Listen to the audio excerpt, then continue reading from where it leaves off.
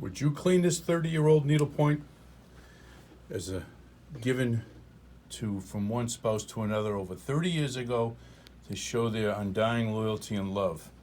See that staining? This is what we were asked to clean. Some sampling on the backside to generate the risk.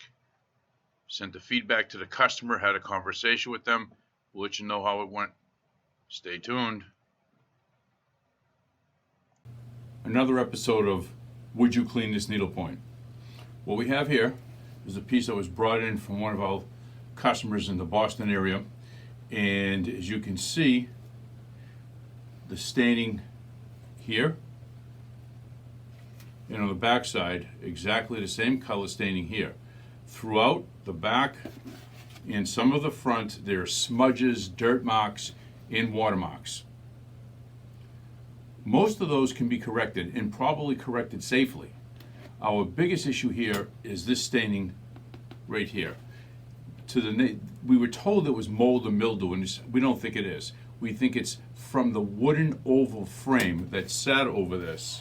There was a wooden frame that sat around this, which has been destroyed, and we think it's the pigments from the actual stain of a frame that was mounted on, that this was mounted on 30 years ago, that bled into the fabric.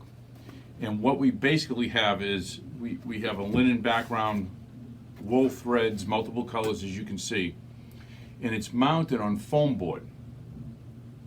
Now, when you clean something like this, you have to know what you're cleaning, both in the front, which is what actually you see, behind, anything else that could be affected by the detergents you use, and therefore could harm this fabric. So what we did, the first thing we did was we looked at the back of the foam board. We put two different types of detergents, one solvent-based and one water-based on this. And it is actual paper that's on both sides of this foam, this semi-rigid foam board. That's a bad sign, because what the detergents you would put on here to try to remove the stain could dissolve that paper, and then it could bleed, the impurities in the paper could bleed through into the fabric.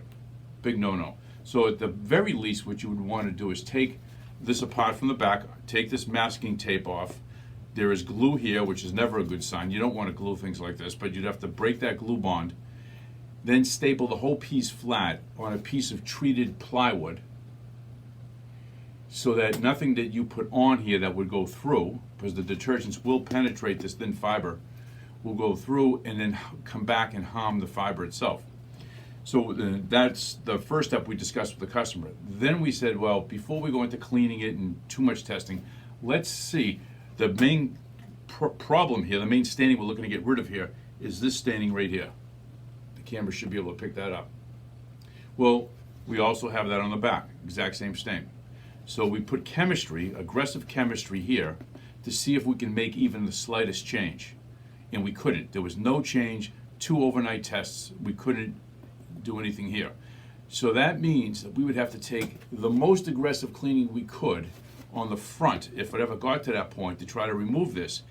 And what I said to the customer was, there's a good chance, much, much greater than 50-50, probably 80-90%, that we're going to harm these colors right here, just to try to get that stain out. And even then, there's no guarantee the actual stain will come out. You don't know, basically, until you try. So we gave all that information to the customer, and it was their decision not to move forward, and I agree with them. They decided that the risk to everything else you see here was not worth taking that out. The frame company that this is going back to probably can get creative with a frame, maybe, and instead of bringing the edge of the frame here, as you can see how round that is right there, that's where the frame was, maybe bring it closer to the floral right here and hide most of that staining. Again, sometimes it's better not to clean a family piece, something that's part of the family, something that was made by someone in the family that's many years old. Sometimes we get pieces that are 2, 3, or 4 generations old. It's better to leave it a little bit dirty than it is to risk ruining the whole piece. So again, look at both sides, what you're cleaning, decide if you're going to take it off and what you're going to do, how you're going to test it. If you have questions, leave the comments, leave them in the comment section below. We welcome to hear what you think. Would you have tried to clean this if it was yours?